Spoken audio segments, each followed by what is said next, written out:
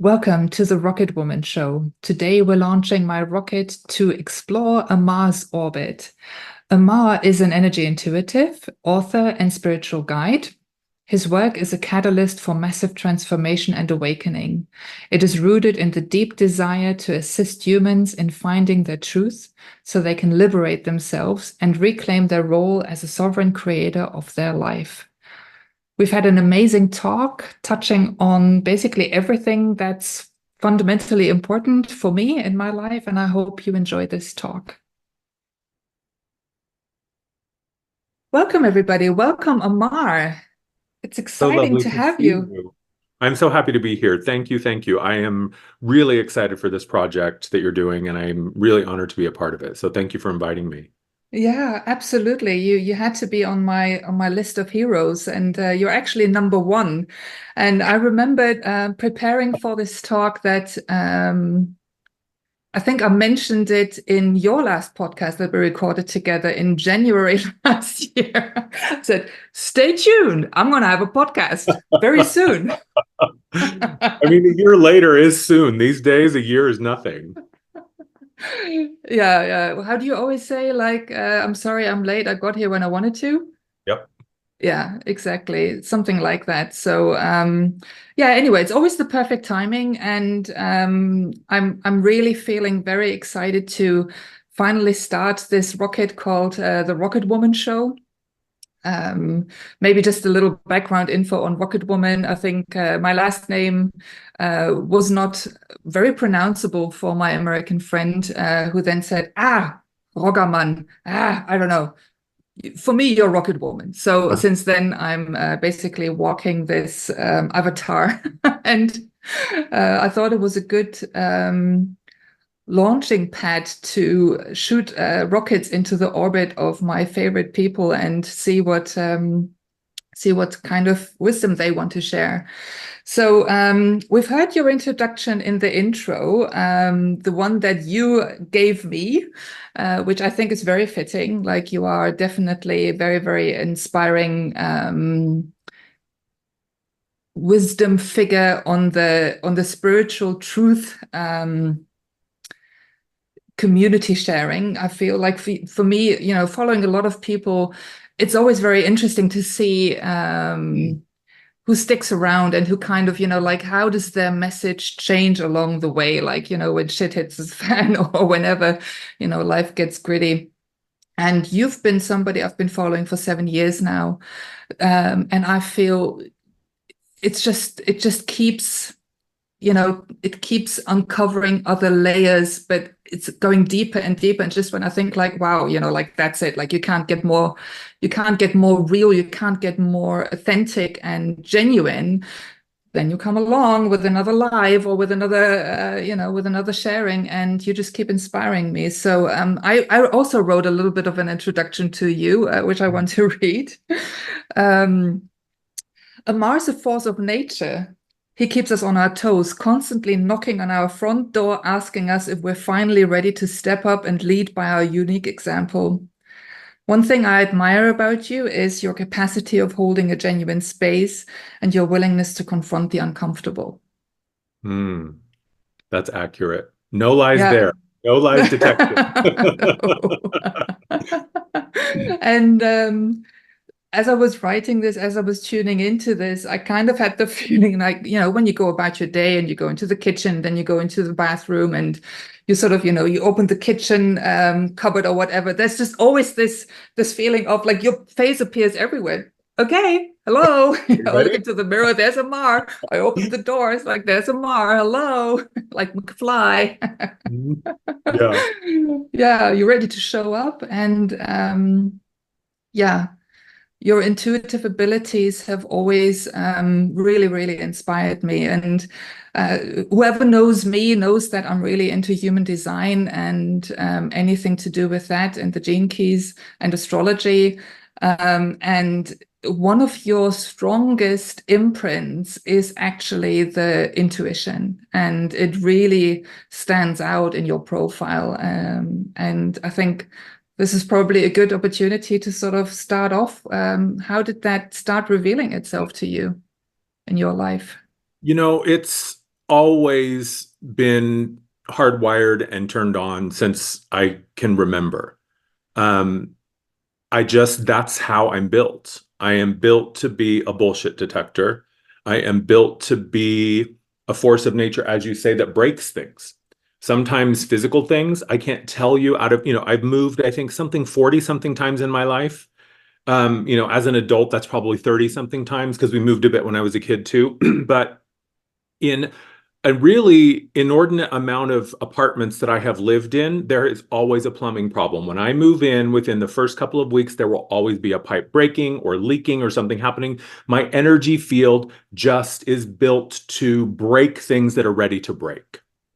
So when people work with me, they're going to get that energy confronting what are the chains that you are still binding yourself with? What is the prison you have built yourself into?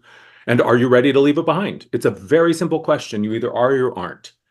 And I've always been that way from a young age. And, as a child, I didn't understand what that meant to other people.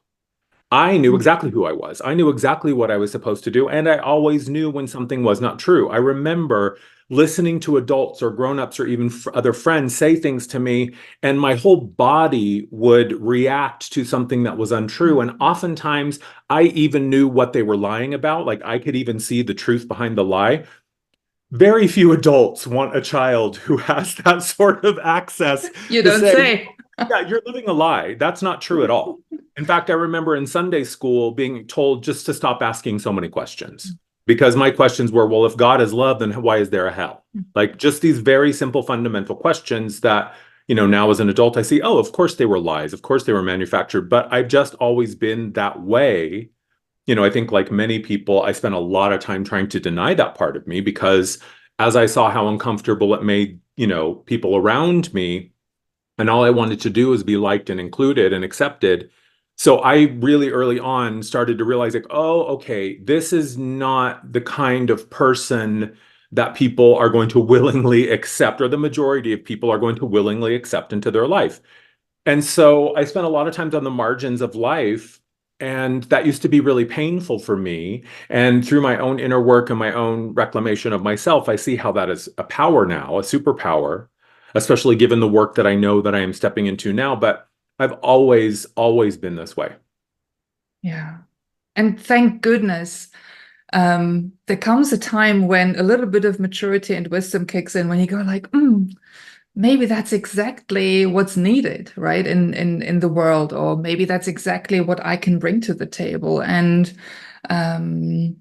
just a little background information, you are a manifesting generator, you are a 6-2 profile, and you have emotional authority, and you have that deep connection to your physical intuition. So, when you say you just felt it in your body, it's like, boom, there it is. You just know, right? Like something's off, or this feels good, or this just doesn't. So, yeah, 6-2 manifesting generator, multi-passionate. The 6, of course, in the profile, I'm not going to go into too much of the background details of human design, but the 6 goes through 3 different life stages, and only beyond the 50, the Chiron return, actually re-emerges as the role model, right? As that leading with their own example and with that vulnerability and openness. And I can really see that in you. And but the downside of that is that the first 50 years are really also the trial and error phase, going through all of those different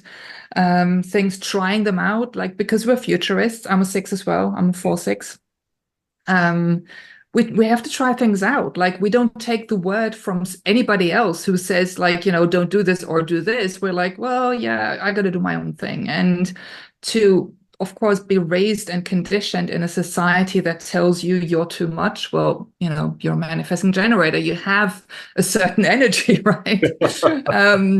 You are supposed to be that role model, which means that you have to have the wisdom and you have to come to a place round about your 50s where you just go like, okay, I think now I'm ready to really be of value in the in the way that I contribute to society.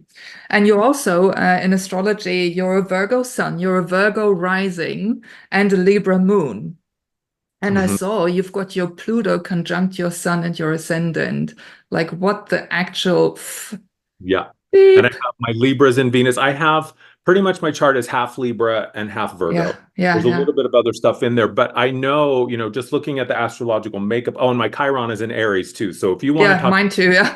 being born to heal, I had no choice. I had no choice. But yeah, I mean, the way that I look at that, and as I really began to dive into my own persona, not to define me, I don't believe that, things like gene keys and human design and astrology define us, but it can reflect to us perhaps our hidden spots. It can also reflect to us perhaps what we're not able to see about ourselves or willing to see.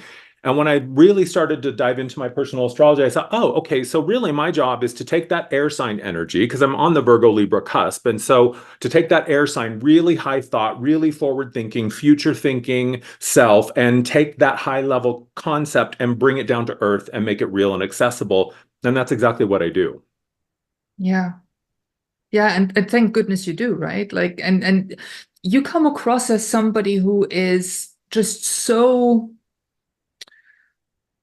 sure of themselves, right? And I think that that's really the beautiful takeaway of having lived a life where you constantly were questioned and you were constantly put into the timeout corner, and you had probably so much time and space to reflect on who you are, and it really shows. I want to share, I pulled a tarot card because I know you're really into tarot, and I love your tarot streams as well, your streams of wisdom that you share on Instagram, on your YouTube channel. So I thought, it's just, trying to do you justice, I need to pull a card. And maybe at the top of your head, like tuning into this, what do you think came out?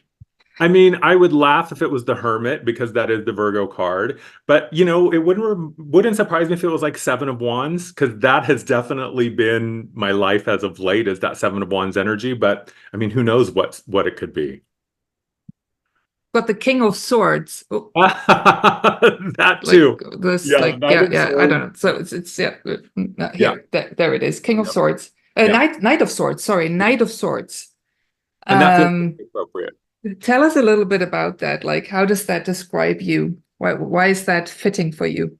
Well, when I see the knights, what I think of is, the knight isn't just out wandering the countryside in full regalia on their steed just to go to the grocery store, right? The knight is dressed up and prepared to, he's on a mission. The queen or the king has given him very specific instructions of something that they need to go accomplish as the knight energy. That's how I interpret it.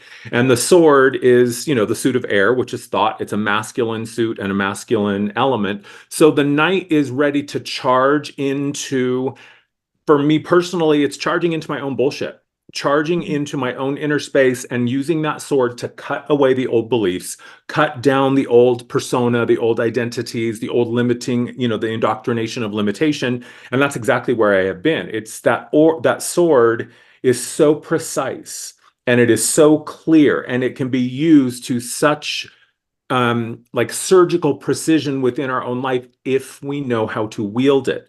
But to see that, that energy corrupted or inverted or reversed, perhaps even, that's when we punish ourselves for what we think or punish ourselves for what we believe.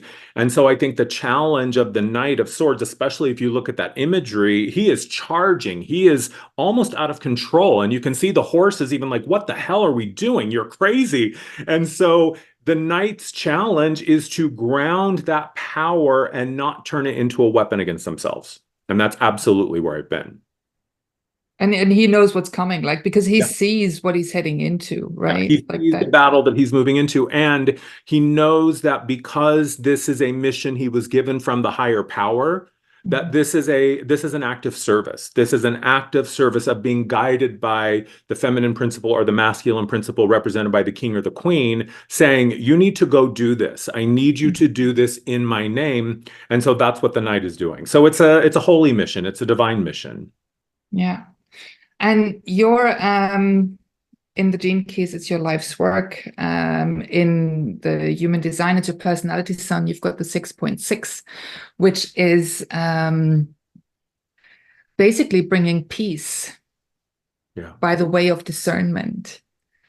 And that for sure must have been quite a bit of a task to actually pull through with all of those challenges that you naturally attracted to Yeah. become that wise sage that you are nowadays, right? Tell us a little bit more about that. I think it was where I am now is finally getting to the realization, and this was a conversation I was having at the end of last year with a really close friend of just, he and I have very similar paths, both queer kids growing up in really small towns in rural areas with parents who were well-meaning but had no fucking idea what to do with these aliens they had given birth to. And, my parents had a very specific idea of what was right and wrong. They were both teachers, so they had a very not limited, but their view of the world was very specific, and it was very rigid in its rightness and its wrongness. And what I really started to realize at the end of last year was, generally speaking, why am I trying so hard to gain acceptance from people that I don't even want to be like? Like the realization, and it's no, even my family, who I love very much, but I don't want their life. I don't want to live the way that they live. It's not for me. And looking at the world at large, there's very few people out there that I look at and go, oh, I want to be like that. And when I finally allowed myself to get honest about that and use that sword lovingly on myself, not to harm myself, but to cut away the ties to these old ideas. And it was these questions of like, whose agenda is this? Why am I busting my butt so hard for something that I don't know if I ever really had a conscious hand in creating or saying, yes, I want that. And I think we all go through that in some way as humans. Or maybe I'm being too generous. Maybe most humans don't. I mean, honestly, I think most humans are 13-year-olds in a grown body. I think the majority of humans have not reconciled their own bullshit. They're just willing to say, well, that's how it is in my family, or that's how it is because of my background or my race or my gender or my demographic. That's just how it is because of ... And certainly that's one way to live. But what I really started to ask myself was, who the hell ever crafted this identity that I am trying so hard to fulfill? And is any of this what I actually want? And what I really started to look at, and this is my own personal belief, that the majority of what we humans call a personality is really just a collection of very well exercised coping mechanisms that we just forgot to discard. It's like you broke your foot when you were 5, so you had a crutch, and then at some point you forgot to stop using the crutch, or you sit the crutch in the corner of your room, and at 45 years old, you wake up every morning and you go, see that crutch? I broke my foot. I was harmed. I was a victim. I was in pain. Absolutely, you were. And no one would ever take that away from you. But at some point, you have to be the one to go, do I really need this crutch? And the identity that I am trying so hard to inhabit, is this mine? Is this what I wrote for myself? I'm my own screenwriter. I can be whatever version of Amar that I want to be.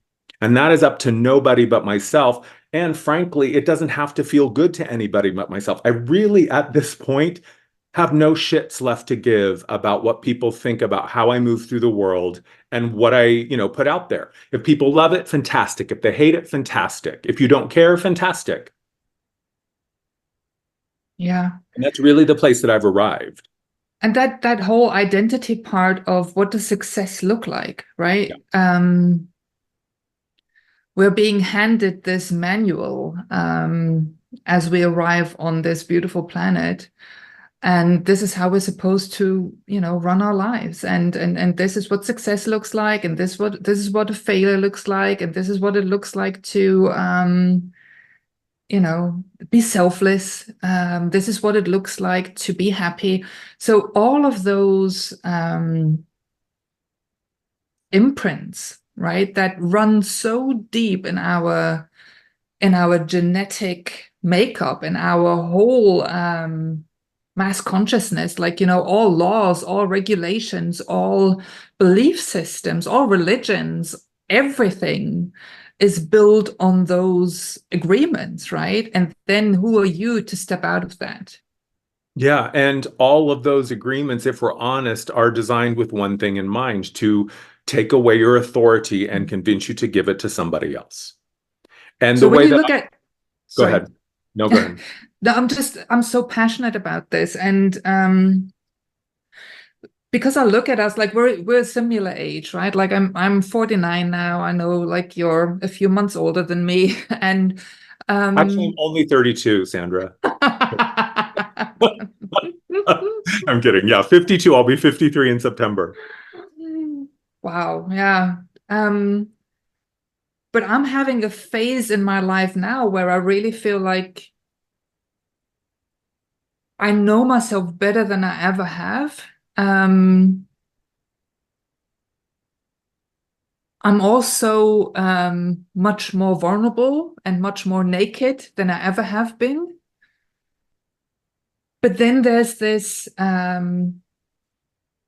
like an aspect or in the back of my head is like tick tock, tick tock, tick tock. You're almost 50 and like look at your achievements, like look at who you are. And like recently I've been challenged with trying to find a footing in the normal world of jobs out there, only to find it is really difficult because, what I have to show for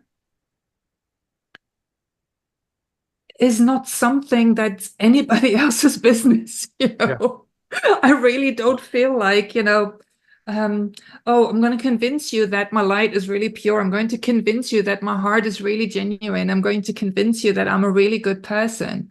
Like you say, I really couldn't care less, and that comes with a little bit of warning label that, it's very likely that even if I'm excited about something one day, like I'm going to say, what, like this is not really making my heart sing anymore. And I think especially as, manifesting generators, like our main job is to be excited and multi-passionate and not fit into the box because, it is about our lit upness. So Yes. how does that like, say a few things about that? Like how do you resonate with that?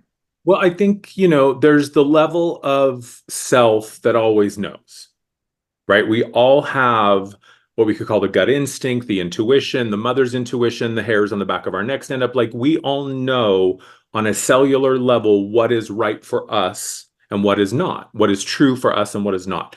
And many of us, I think most humans go through a phase of denying that, right? Because we're trying to fit ourselves into a system that we had no hand in building. I think of it like, a game. So if you're playing sports, football, let's say, and you understand that when you step onto the field, you are surrendering your authority. You're no longer autonomous. You're part of a team, and the coach is in charge of you, and the referee is going to say if you're right or wrong. And so you agree to play by the rules of the game. You agree to willingly suspend your individuality or authority for that moment or for that period. But you also know that these rules don't apply to anywhere else in the world. Once I'm out of the game and off the field, then I go back to the way of life that is normal and authentic to me. And so I think rather than spend so much time fighting against a system or complaining about the rules, just ask yourself why you want to play a game that doesn't fulfill you. Stop trying to break a system or change a system that was not designed to be changed.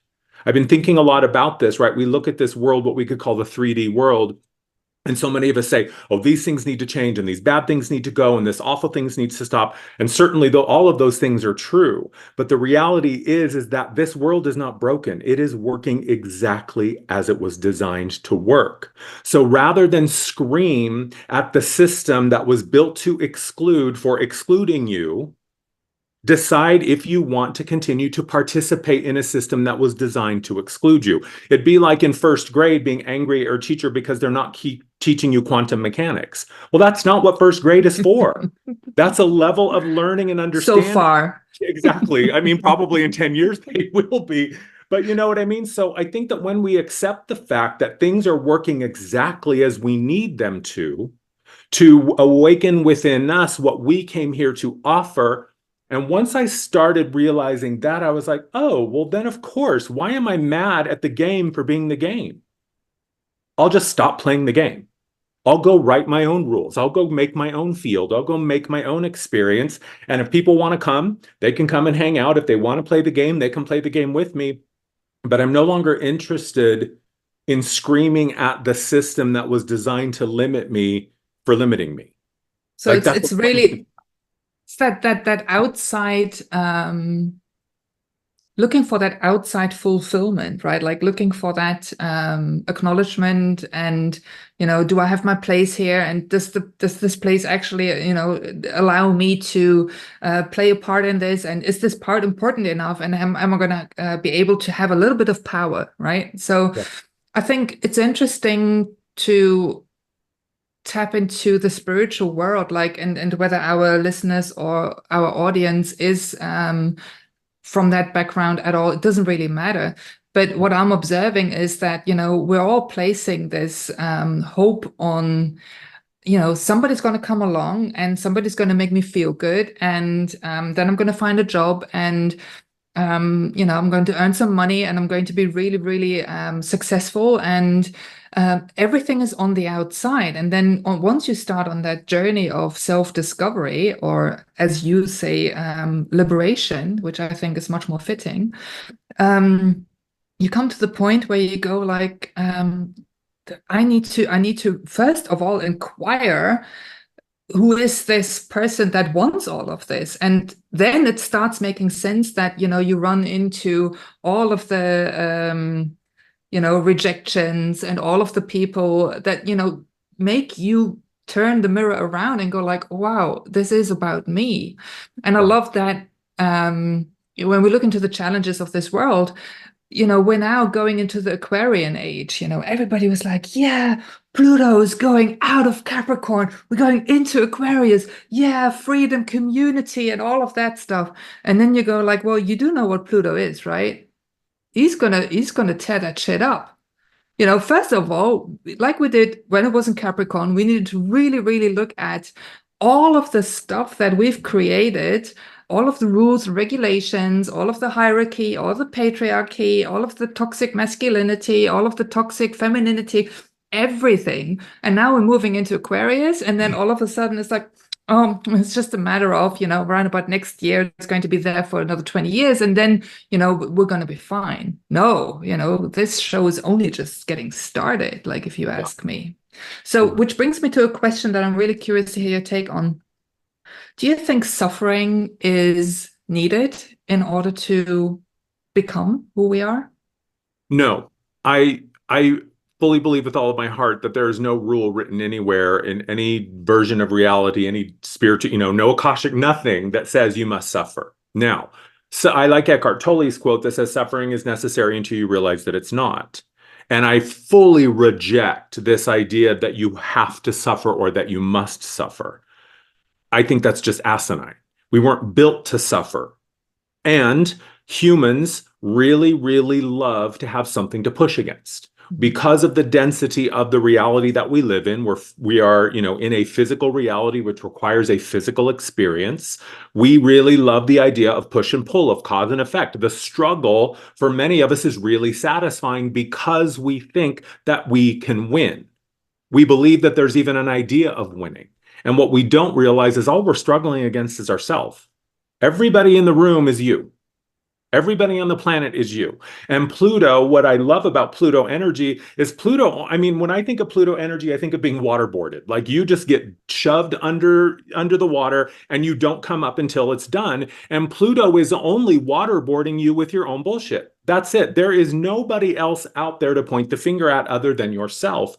So I think that it's really beginning to understand that ultimately you get to decide what you participate in, how you participate, what stories you tell yourself to say, okay, I don't want to do this, but I have to, so I'm going to, however you muster up the courage and the strength to proceed. But suffering is a means of learning.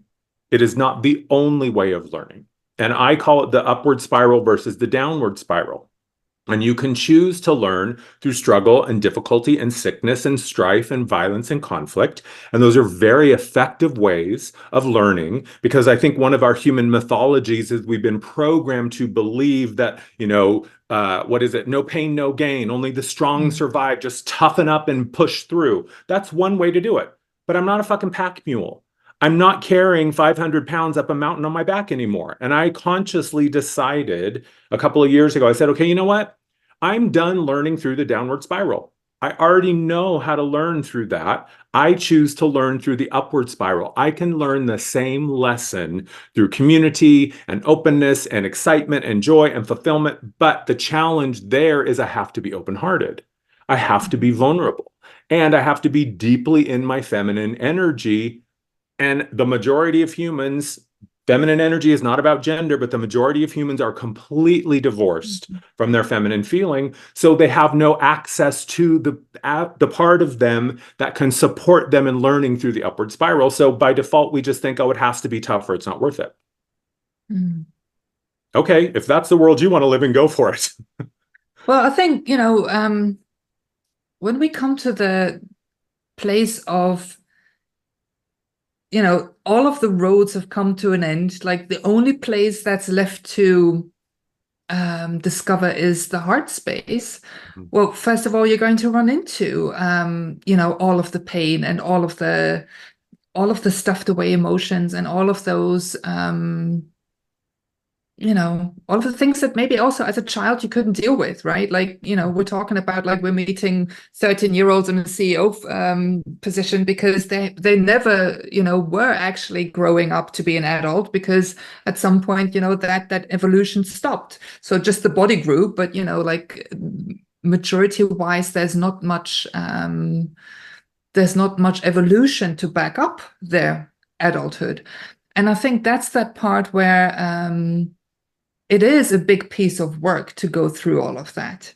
And it is only for the brave. And I think looking at people who have gone through this, at some point you just don't have anything to prove anymore. And that's how you can tell, like, going through, I'm sure that, I want to hear your experience, of course, but having gone through various spiritual circles or teachings or whatever, the whole guru stuff, like, to see somebody embody it and to see somebody really walking the talk. And I think that that's what's needed. Yeah. One of the questions that I wrote down for you, what challenges do you see humanity having over say the next decade? Well, I think the biggest one right now, and one that I see everyone contending with in their own way, is accepting the fact that no matter how things are playing out, no matter if we see ourselves as the victim or the hero or the good guy or the bad guy, accepting the fact that all of us had a hand in creating this in some way. We all participated in the creation of our own suffering in some way. And when we talk about choice, people often think of the human choice of, black or white, but it's not choice in the moment that we're talking about. It's choice over time. So when you deny yourself year after year after decade after decade after decade, and you deny your own authority and you give it away, and then at 40-something years old, you look around and go, why do I have no authority? Why is everyone telling me what to do? How am I not in charge of my life? Because you chose that. You may not have chosen it consciously. And in the moment, it never feels like, oh, this choice is going to, continue to snowball. And 30 years from now, it's going to create suffering. No, in the moment, we're all the hero of our own story. I think we're only ever choosing the thing that feels correct for us in that moment. But we've been relying on this idea of a higher power to sort out the good and the bad. That's not how it works. There is no judgment. Spirit is a neutral field of energy. It allows all things because spirit is all things. If you think of God and the supreme consciousness, it is everything. So the answer to the question of why does God allow these things to happen? Because God is all things. It can't be God if it does not allow all things. That's why it's up to you to decide what is true or not for you. That's why it is up to you to decide what is right or wrong. And 90% of the humans on this planet right now aren't ready for that kind of accountability. They're not ready to look at their own shadow and open themselves up and look at their own sickness. They're just not. So they want to point the finger. They want to make it someone else's problem. They want to make it someone else's, responsibility. And then I just get to continue to be the victim, the disempowered one, the powerless, oh, poor you one for the rest of my life. If that's the reality you want, then go for it. Taking the whole artificial intelligence and like all of that technology that's literally like on the brink of changing everything about our lives. And it already is, but looking at all of that, like, how do you think, because the one image that comes to me when you talk about like the ownership, accountability, and all of that, it looks like we're handing 13-year-olds a time bomb. Like, how do you look into the future? How do you look into the outcome? Like, are you a hopeful person? Yeah, I think, pessimism is lazy. So I'm never going to be a pessimist. I just think that's the least fucking interesting thing a human can be, is to expect the worst. Like, that doesn't require anything of you. You don't have to challenge anything. You don't have to look beyond anything. You just have to look at the face value and go, yep, it sucks. And then you get to be lazy and, rest in your disappointment because you're not willing to look at anything else. I think AI is a tool. It's like anything else. This pen could write a beautiful prayer, or it could stab someone in the neck. So it's not about demonizing the tool, and understanding that with something like AI that is a learning tool, we are teaching it. So if we don't like the outcome of what it's doing, again, babe, you got to look in the mirror, and that's who's responsible. So I think it's about deciding what we want our relationship with a tool to be. And the way that I look at it is, as long as I am the one using the tool, I'm fine. But the minute that the tool begins to use me, the minute that the tool begins to take away my freedom, my autonomy, my, being able to have my hands in things, or, be the creator or be the whatever, that's when I start to get a little bit suspicious of it. And I'm simply not interested in a tool that takes away my creative impulse or my creative force. I think of the term Luddites, and Edward Ludd was an actual person. And Luddite is this idea of someone who denies technology. And there's actually this growing movement now. They're calling themselves the Neo-Luddites. And these 12 and 13-year-old kids are not getting smartphones. They're going with the old flip phone that has no screen, no media, no nothing. They're saying, we don't want that. And they leave their phones at home. They go and sit and have dinner. They sit in the forest. They go on walks. They listen to music. They read books. The things that, it's hilarious to me that the things that you and I grew up doing are now this revolutionary thing. But, Edward Ludd was a real person. And at the beginning of the Industrial Revolution, he worked in a textile mill, and it was all done by hand. The weaving was done by hand. And when these automated weaving machines started to happen, he said, absolutely no way. I am an artist. This is what I created with my hands. I need to be able to see it and touch it and know that it's what I want it to be. So they went around and destroyed all of these automatic weaving machines in defiance of this technology that was taking away their creative expression's freedom. And absolutely 100%, I fully support that kind of revolution. It has to work for me. I don't work for it. Yeah. And I think to also see that the whole path of human evolution, like even talking about like the whole industrial age and, like all of the machines and all of that stuff, even, cars or whatever, they've made our world bigger.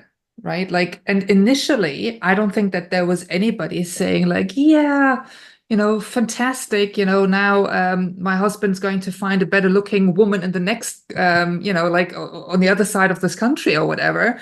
Yeah. So I think change is always scary, or expanding our horizon is always scary, because we are creatures of habit, right? We are so used to, well, this is how it works, I've finally, and especially nowadays, finally things are somewhat stable and predictable, but there's no movement in there, right? So I also see, having talked about suffering or friction or tension, I think it's always an invitation for me to see, am I still alive? Like, what am I choosing now? What am I running into within myself? What belief systems that keep my world locked in want to break open in order for me to see new possibilities and all of that stuff. So I do agree with you. I do think that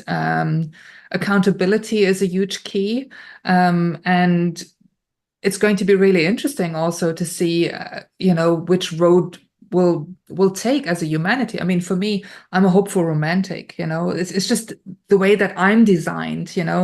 There's literally no fiber in me that believes that anybody, and this is a cautious statement, but it wants to come through, that anybody is evil. I do not believe that anybody is evil. Nobody, No, nobody. I And I think don't that care who we're talking about. agreed. And I think evil is just evil can corrupt the system. Evil can take over the self in a way that is unnatural and inorganic.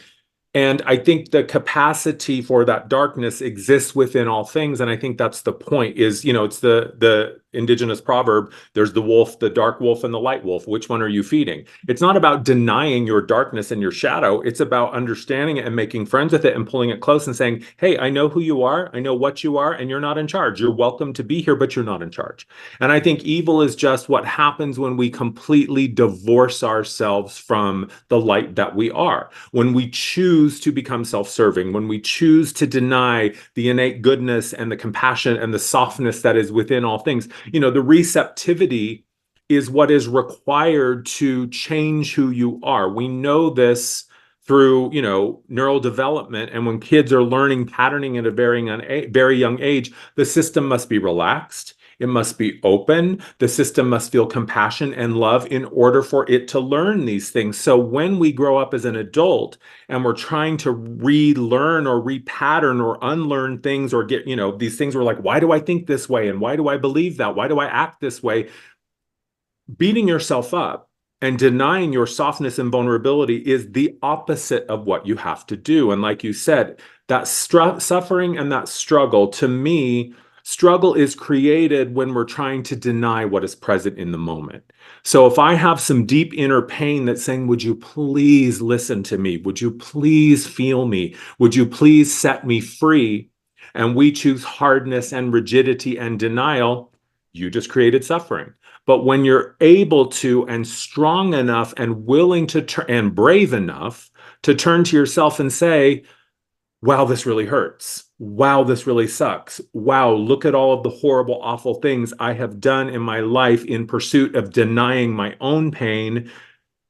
I have to accept that. And the minute that we do, that intensity rips through you. And yeah, it's intense, but it's also brief. It's momentary. The path of the feminine initiation is not for the faint of heart. She is unrelenting and she will pull you under and will not let go until she's done.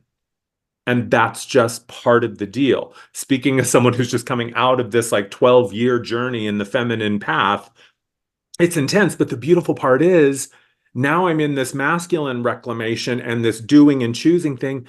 The masculine is so easy. It's 2 and 2 equals 4. But evil is what happens when we deny the truth that it is our feminine, knowing, desiring, feeling first. Everything's feminine first. Even an embryo in the womb is feminine first until that, that injection of the testosterone happens to the fetus. It all starts as feminine. So it's always about your desire. It's always about what you feel and what you really are starving for in your soul.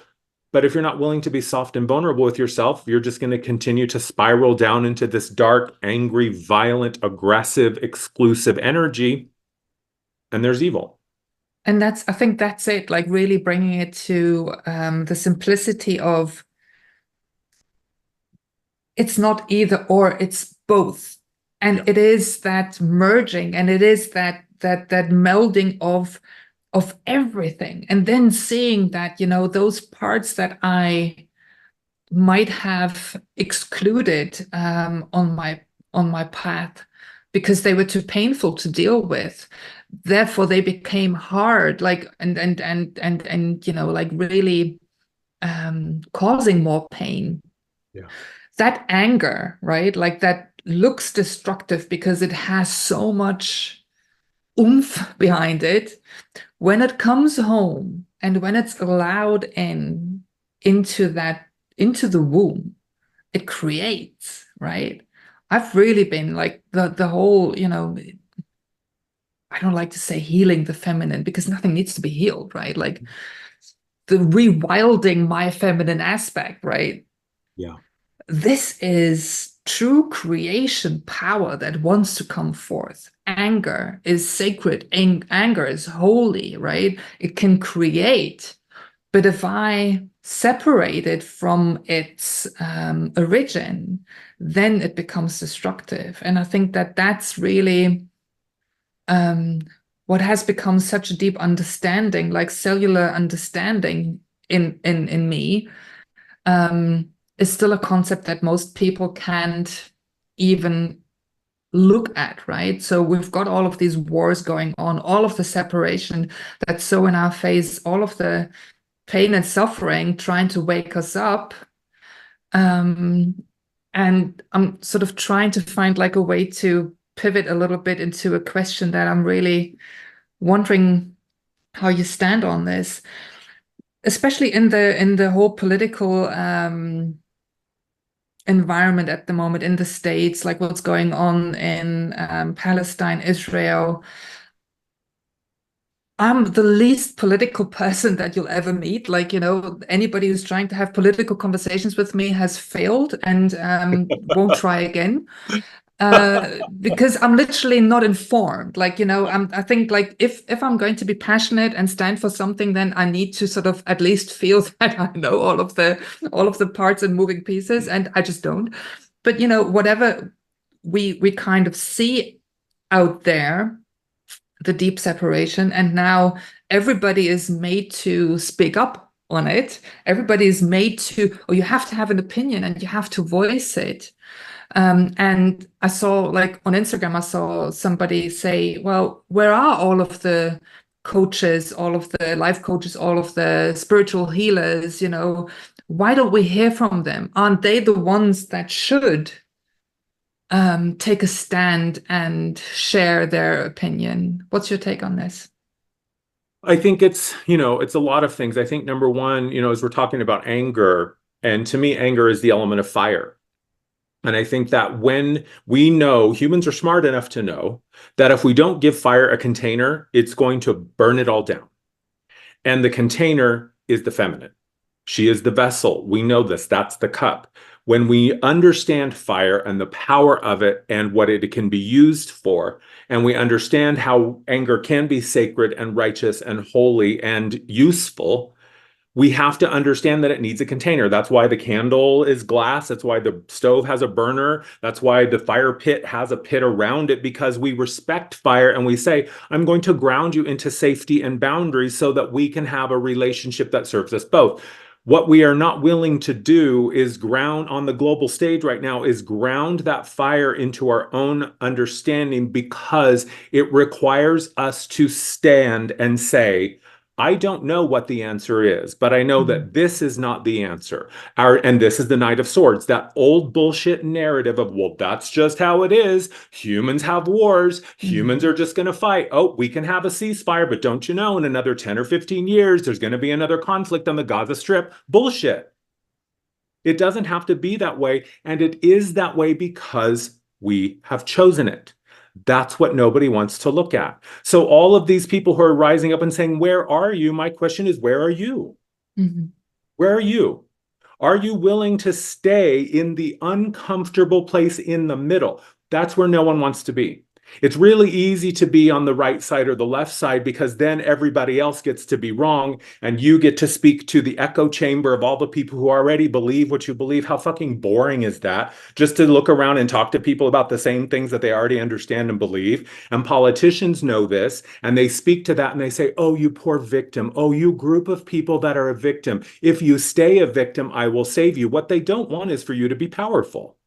Because then if you're powerful, you don't need them anymore. So be really, really wary of anybody who's asking for your support, who sees you through the lens of a victim. And the middle is where it's uncomfortable. The middle is where, because I am apolitical as well. I'm not right, I'm not left, I'm not blue, I'm not red. I'm in the middle going, who the fuck ever decided that this is how it had to be? We did. We did. And we allowed it by continuing to show up in a system that does not require anybody to be accountable. So if people are saying, where are you? I'm in the middle, waiting for people to stop taking sides and be willing to come to themselves and say, I don't know what role I played, but I know that I did. And I don't know what the answer is, but I know it's not this. And until we're willing to do that and hold the very small group of individuals who are responsible, by the way, the left wing and the right wing are on the same fucking bird. Mm. So your political beliefs do not keep you safe. They don't make you special. They don't make you better. They just make you blind to what the other side is not blind to, and vice versa. So whatever people are saying about the Republicans or the Democrats, they're saying the exact same thing about you. So once we realize that the middle is the only place that a solution is going to be found, the middle is the only place where evolution and expansion beyond can happen, it's not going to. And it's that place, right? Like, can you stand in that? Like, can you bear that void, Yeah. right? Can you bear that, feelings might arise and opinions might arise, but, like whenever you are in either a reaction or protection, like you're always coming from that place of stoking the fire, but in the wrong way, right? Like you're always adding more confusion to it. And I think that's why I find, especially these times now, I mean, we're in Gemini season, right? Like Pluto is still in Aquarius, so it's very mental, very loud, it's very fast, it's very much about, like about innovation and, like we have to have a good idea and, let's just keep going, boom, boom, boom, boom, boom. It is very busy. But I'm finding I'm becoming more and more still in these times. I think the one responsibility that each of us has is get rid of the distractions, right? Yeah. Get rid of the too muchness, whatever that is, and only you know what that is, like where am I distracting myself because I don't want to feel, or because, I can't be with my own thoughts, right? And our brains were never created for this much information. No, no. And it creates chronic anxiety. The mind has a Mhm. very real need to digest, just as the physical body does. And we know that if we overeat and we're cramming food in our mouth when there's still food in the stomach that hasn't been digested, we're going to have either I'm going to get sick or overweight, or I'm going to throw up, or something's going to happen. The same thing is true to the mind. I've been talking about this. There's a series I started on my YouTube channel called The Doctor and the Healer.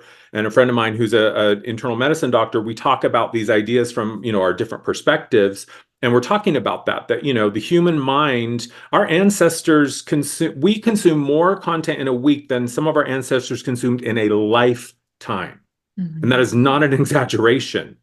So the idea that our minds are supposed to always be activated in consuming information, I believe that is the root cause of so much of the mental health epidemic right now, because the mind just hasn't been given a time to offload and to release some of those neurochemicals, which are only designed to be used in very specific moments in very small doses. Our brains were not designed to always be adrenalized or to always have dopamine or, whatever those cortisol rushing through our system. That is harmful to the balance of our system. But it's easier to just stare at my phone and do this than it is to sit with myself in silence, look at the sky, and ask myself, how have I participated in my own imprisonment? How am I showing up to participate in my own destruction? We are getting more and more sensitive. Yeah, I And get it. It's not easy. It is not easy. That's the point. You didn't come here for shoots and ladders. You didn't come here for primary games. You came here for a challenge that meets you at your level as a master. and I think that's really something, because we're so raised in this society that says like, oh, it's about happiness, it's about success, it's about being a good person. And so it's so biased towards that one side. We are forgetting that life happens in the friction and in the density of that contrast, right? So even looking at human design, like, you've got the incarnation cross, like, which is made up out of the two above numbers on the left and two above numbers on the right. Those are, if you look at the wheel, at the astrology wheel, those are all squares and oppositions. Yeah. Can we even befriend the idea that everything is here for me. All of the contrast is here for me. All of the tension wants to tell me something about me. So, like you said in the beginning, can I get really curious about my triggers? You know, Yeah. and actually welcome them. And that's not an easy place to be in. But that's why I think, it really has to start with education. Because, I'm a mother of two, my kids are 20 and 22. And the mental imbalance, the mental health challenge that we're all facing, um, whether you are part of this group or not, like we're all facing it, right? Because we all know at least one or two or three people that are dealing with these demons, right? If you want to put it like that. But we need those role models on the floor, teaching the kids, telling the kids, it's okay to be the way that you are. And no, I'm not going to judge you for,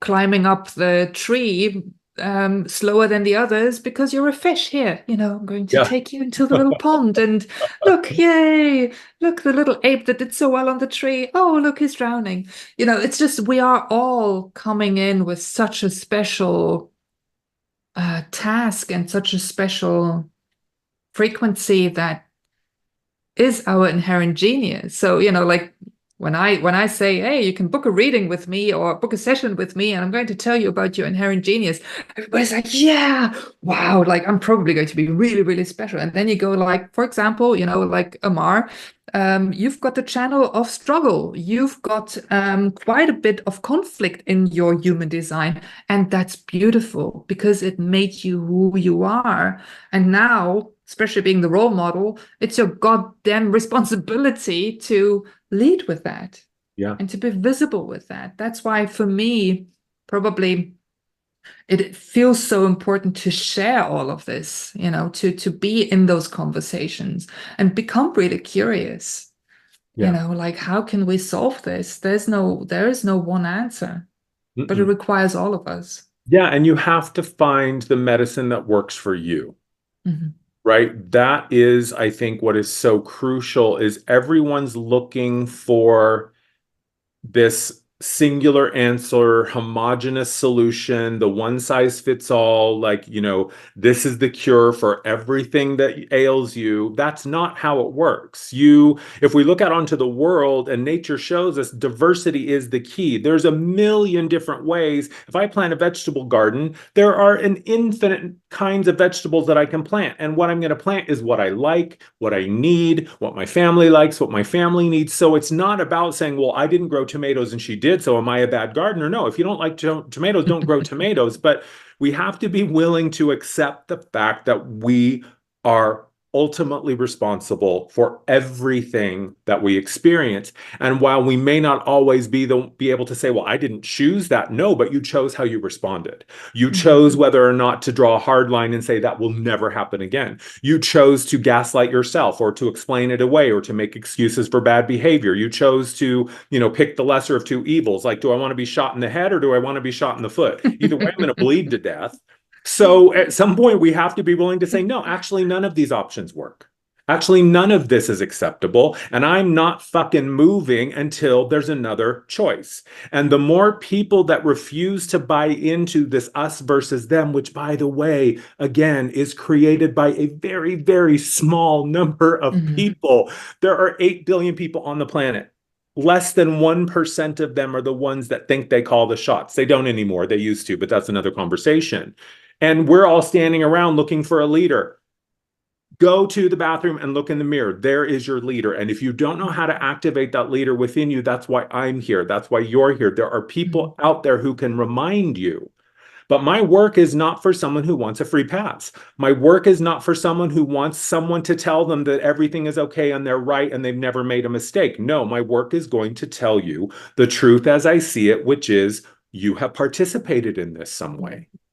And are you willing to say that to yourself and go, okay, now I accept that I did it. So how else can I do it starting now? That's what liberation is. Everyone really wants the unfair. keys to the car, but nobody wants to learn how to be a responsible driver. Mhm.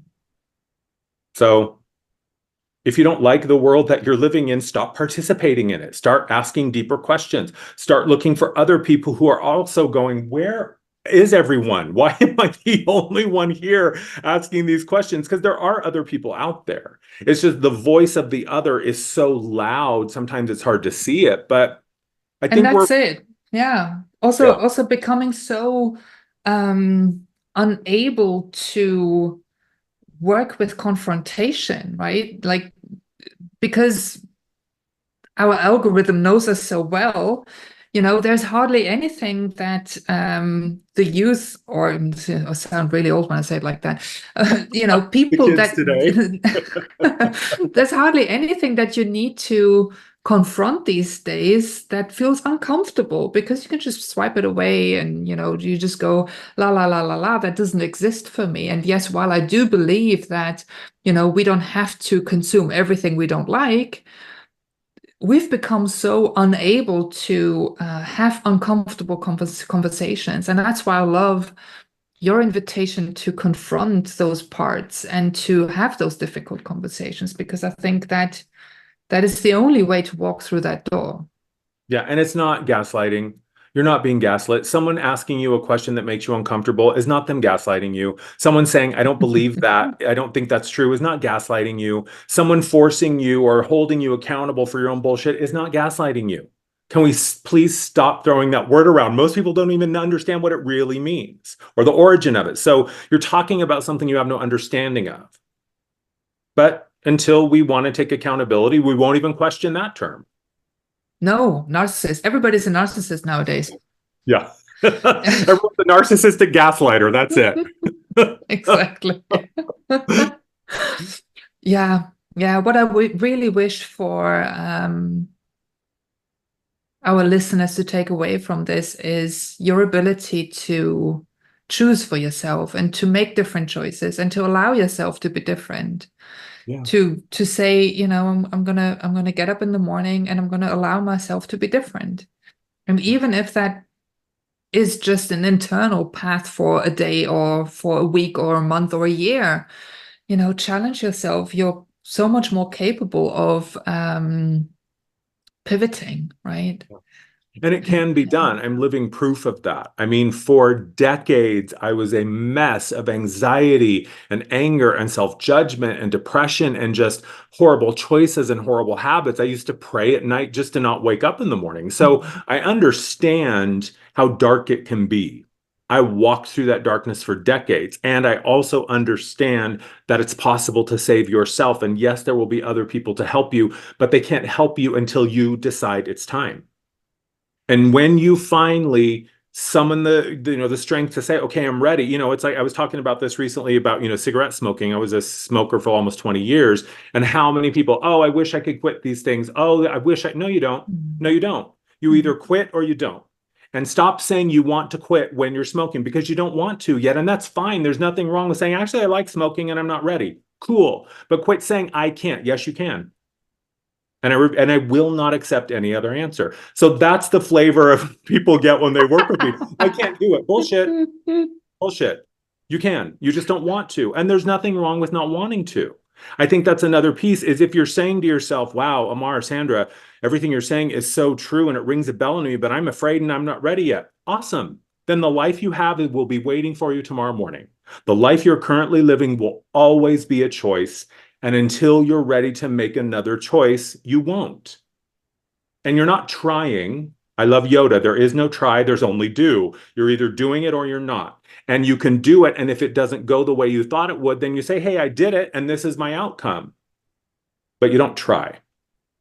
And that's the whole thing, that accountability part of also seeing I'm in a very unhealthy pattern, like whether it's surrounding myself with the wrong people or you know, consuming stuff that's not good for me. And those uncomfortable conversations are really interesting to observe when you're on the other side of it. Like, I haven't drunken any alcohol in almost a year now. It was July.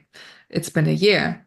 And I didn't have a problem with it, but I did have a problem with it because I talked myself into not having a problem with it. And to be really fair and honest, it was ruling my behavior, just thinking that, oh, well, I've deserved this and just Oh, what a classic. fucking bullshit.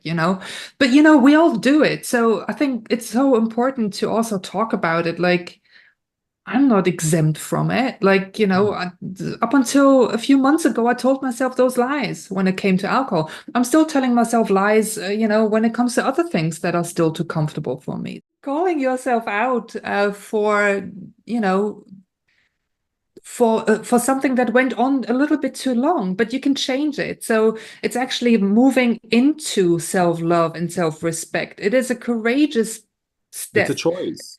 It's Yeah. not failure. It's not like, oh, look, now I've failed because now all of a sudden I'm realizing what I've done.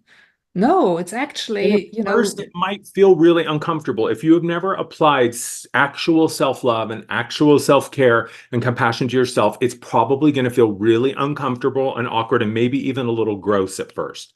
And that's okay. The confidence and the self-esteem that is gained when you are able to look at yourself and hold yourself close and claim it. Like your relationship with alcohol was my relationship with cannabis. I recently gave that up, and I love being a stoner. I Mhm. love smoking pot. I love being stoned. If I could do it every day, all day, I would. But it just, at some point, it was no longer healthy. At some point, what was at one time an actual medicine and was actually really helping me access some places within myself, I began to abuse it. And like you, it was like, oh, well, I don't have any clients today, so I can get stoned right now. Or, oh, I have a client today, but I could get stoned right after that. Or, oh, there's those things I want to do, but I can do them tomorrow. I'll just smoke pot right now. And so it was just me having to get really, really honest. Like, dude, you have stuff you need to do. Like, there's a big life waiting for you. And I'm in the process of building this really huge vision right now. And that requires me to be clear and focused and present. And for me personally, cannabis does not support a state of being clear and focused and present. So I had to choose. Do I want the comfort of being numb and fuzzy and just kind of, oh, whatever? Or do I really want to dedicate myself to what for me is the work of a lifetime? That was my choice. And no, it wasn't easy. Chronic cannabis consumption, it takes me a good 3 or 4 days to finally get back into a sleep cycle. And it was a night, those first 3 days, I'm really aggravated and angry and edgy, and I can't sleep. And it's just horrible. But on the other side of that is that, oh, okay, my body knows how to find balance when I let it. My system knows how to find balance when I let it. When I listen, it knows how to get me back to that state, but I have to be willing to make the choice. And to trust that, right? Because in the end, change is constant, like, and we're always evolving. And I think this, whatever has served you for an amount of time, however long it was, at some point might not serve you anymore. And I was following, this guy, Philip Attar on Instagram, and he does somatic work. And, he's talking about how great it is to have a coach or to have a supportive system of therapy or like an energy healer or whatever. um, and it is probably fundamentally important at some point in your life, but at some point you've got to let those crutches go, right? Because like you can only go so far with somebody else's help before you have to embody it yourself. Yeah, because nobody else's keys will open your doors. And what I've said from the beginning of my practice starting 13 years ago is I want my ultimate goal is to get my clients to the point where they don't need me Yeah. anymore. Now, is that a business model for success? Well, if I want repeat clients, it's not, but that's okay. I don't want dependence. The last thing any other human needs right now is to be dependent on one more thing. And that's why we have people who are coaches or physical therapists or people who can help you remember your innate strength and help you return to that place of connectedness. Certainly that you need support at times. Certainly you need help, right? It's like that crutch analogy I was using earlier. If your foot is broken, you go to the doctor and you get a crutch. And you also know at some point you're going to graduate from needing that. And we have to be willing to know when it's time to let it go Mhm. and be Yeah, willing to. yeah, yeah. And then go share your wisdom, share your challenges, just be open about it, make it part of your walk when you stumble. Yes. Yeah, you don't change the world by changing the world. You change the world by changing yourself and then telling everyone how you did it. Because the witness from one human to another is one of the magical things about being a human, is when you witness someone doing something that you thought was impossible and you were told was impossible, but now you've seen it with your own physical eyes, suddenly that belief system begins to crumble and you go, oh my God, it is possible. Someone else did it. That's why Olympic records keep getting shorter and shorter, right?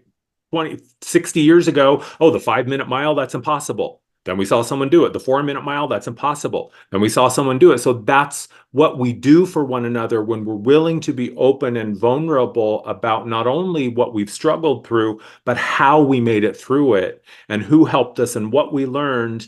And those are my keys. I can share them with you just to help you find your own. And at some point, it's going to be your key that opens the door, not mine. Yeah, you wonder how you'll do it until you wonder how you did it, right? And then you'll wonder why you didn't do it sooner. Yeah.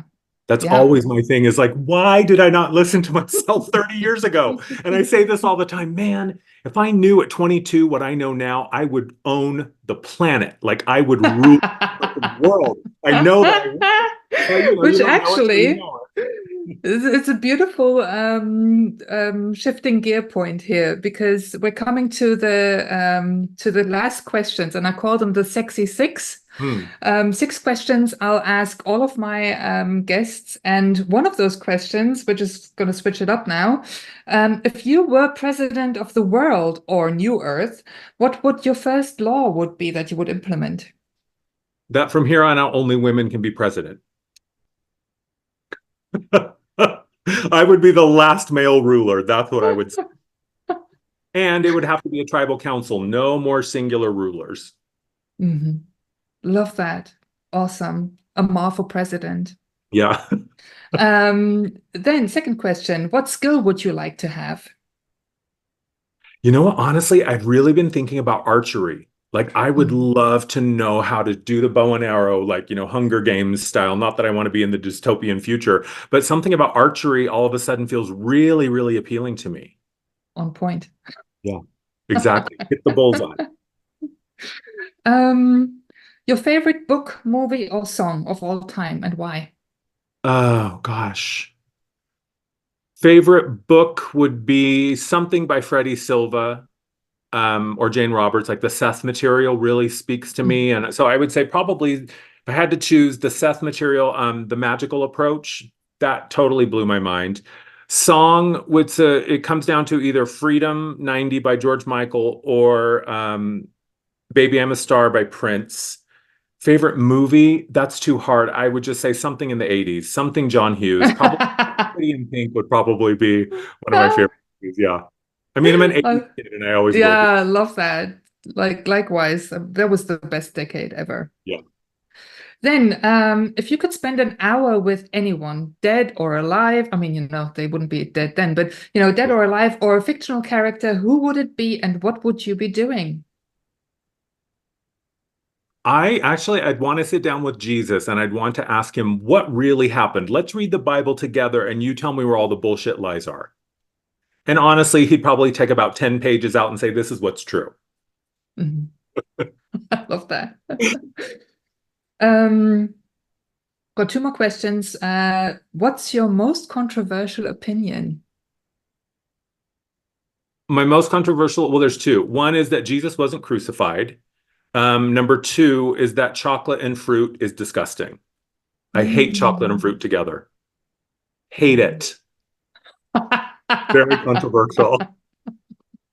Especially in that connection, Jesus and the chocolate fruit. Yes. It's very disparate, but hey, I'm a Renaissance man. I like to do a little bit of everything, and baking is one of my passions. And I just chocolate and fruit. No, I'm a chocolate purist. Maybe a little coffee, maybe like some caramel, but that's it. It's really interesting. Okay. But, like you said, you are an amazing baker and also cook. So I think that, we'll make do without the chocolate and the fruit. So, and then, of course, what are you most excited about in the future? I am really excited about this project that I'm building right now, the Living Temple. I've been talking about this for decades, and it is the building of an actual physical space. And I'm currently in the process of building the business plan and getting the presentation together to start looking for investors. And I'm so excited about that. Okay. So what's your timeline on that? By the end of the year, I'm going to be on the land, if Wow. not sooner. Yeah. Most likely, I would say probably by August, I'll be there. So you already have a place in mind? No, I know the area in it's here in the US, and New Mexico is the area that I'm looking. And I have the vision, I have the plan, and now I'm just getting it all together and drafting the financial stuff and the business plan and all of that, which is totally new territory for me. Like I've never been one to plan financially, which is totally my Knight of Swords, going into my own history and saying, that story you say that you're not good with money and you don't understand it, that's bullshit. It's just numbers. It's so simple. 2 and 2 equals 4 every single time. That's all you have to know. So that's what I'm in the process of doing. And it's so invigorating and so exciting. Yeah, so we have to get you back on the show towards the end of the year. Yes. And I'll talk about hopefully, and no, not hopefully, it will be from my new location. The next time we speak on this show, I'll be on the land. That's amazing. I'm really looking forward. I know you have had that vision for probably lifetimes, but I know you've talked about this so many times with me, and I'm so excited for you. I'm so glad you're doing this. It's so needed. And if you ever need a German with whatever skills, I don't know, she'll pull out the hat.